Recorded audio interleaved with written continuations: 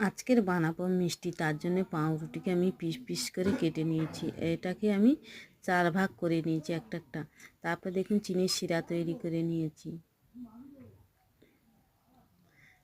চিনির শিরা তৈরি করে নেওয়ার পরে এখানে আমি 500 গ্রাম দুধকে ফুটিয়ে একটা ক্ষীর তৈরি করে নেব। এই যে দেখুন, আমি যে পাউরুটিগুলো ভেজে রেখেছিলাম চিনির রসের মধ্যে ডুবিয়ে দিয়েছি। এপাশ ওপাশ উল্টে এটাকে একটু সময় আমি চিনির রসে ডুবিয়ে রাখবো। তারপরে দেখুন ক্ষীরটা তৈরি হয়ে গেছে। ক্ষীরটাকে সুন্দর করে তৈরি করে নিয়েছি। তারপর দেখুন একটা আমি পাউরুটি নিয়ে নিয়েছি, তার মধ্যে আমি ক্ষীরটা দিয়ে দিলাম। তারপরে দেখুন আবার একটা বসিয়ে দিলাম। তারপরে দেখুন আবার এখানে আমি একটা ঝাঁটার পিস নিয়েছি, এইভাবে আমি মাঝখান থেকে গেঁথে দেবো।